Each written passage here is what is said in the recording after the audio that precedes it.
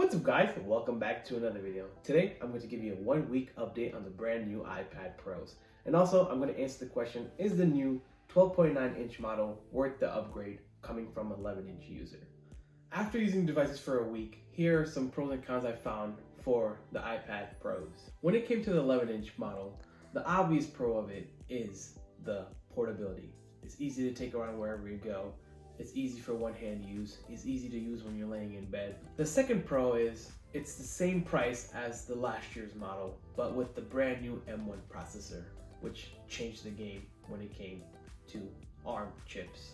Now, when it comes to the cons, the most obvious one is the lack of the new display. Just like you, just like me, when it first came out, when they announced the brand new display, only limited to 12.9, I was heartbroken because I love the 11 inch model. But besides that, the LCD model looks great. When it comes to another con, it's not that much of a con if you don't do multitasking, but when I do find myself doing multitasking, I wish there was just a little bit more real estate to use, because it does pack the screen if you have like 3 different apps running, and if you have 2 apps side by side, it's just split screen is not that usable. You kind of have to adjust it a little bit more, give the one app 2/3 of the screen and really give the other app 1/3 of the screen so you can see what you're doing much more clearer. So that is kind of a con, but you know what you're getting yourself into when you get the 11 inch. Now, when it comes to the 12.9 model, there's a couple of pros, obviously. One of the best pros is the new HDR display. When it comes to content watching, when it comes to viewing HDR content, it looks amazing. The color is more vibrant, more colorful. The blacks are even deeper. When you combine that with HDR quality video, with Apple TV or Netflix, wherever it's compatible, you match that with your AirPods, the spatial audio, Dolby Atmos, you just get lost in the content. You zone out and you're just like really into what you're watching. So that's one of the big benefits of having this brand new HDR display. Another pro when it comes to the 12.9 inch model is the size. When you're watching a movie or when you're multitasking or any type of safari, it's just big and useful and everything just fits and it looks much better than the 11 inch. When it comes to the cons, it's heavy. It's not comfortable with one-hand use, and especially if you're laying down, it's not comfortable to use at all. It's pretty much if you're sitting down or you have 2 hands on it, or if you have the new keyboard attached to it and you're using it sitting up, then it's perfect. But portability wise, that's where it lacks.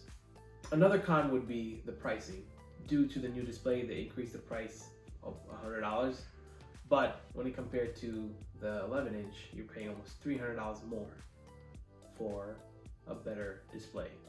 Overall, both of these devices are great products.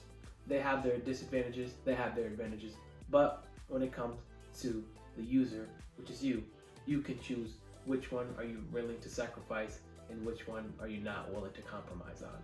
So if you're an 11 inch user just like me and you're considering upgrading to the 12.9 inch model this year due to the new display technology, I really don't think you should.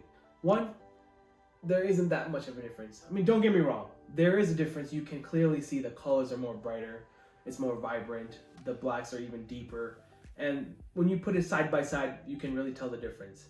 But is it worth $300? I really don't think so. You can just get the 11 inch, because I love the 11 inch, and you probably do too. If you love the 11 inch, you could use that extra $300, put it towards the Magic Keyboard, and you'll get an overall better experience. And finally, you're sacrificing portability. This may look good, but you're gonna sacrifice portability, and that's what I miss most when I switching back and forth from each device. I don't miss the HDR as much as I miss the portability. But as I always say, at the end of the day, it's up to the user. I gave you the information, you do with what you want, you choose what you're willing to sacrifice, where you're willing to compromise, and pick the one that best suits your needs. Well, that's the end of the video. I really hope you guys enjoyed. Don't forget to do the usual. Don't forget to like, subscribe, and as always, if I missed anything, if you have any more questions, please leave it down in the comment and I'll try my best to answer your questions. Thanks for watching, and I'll see you next time.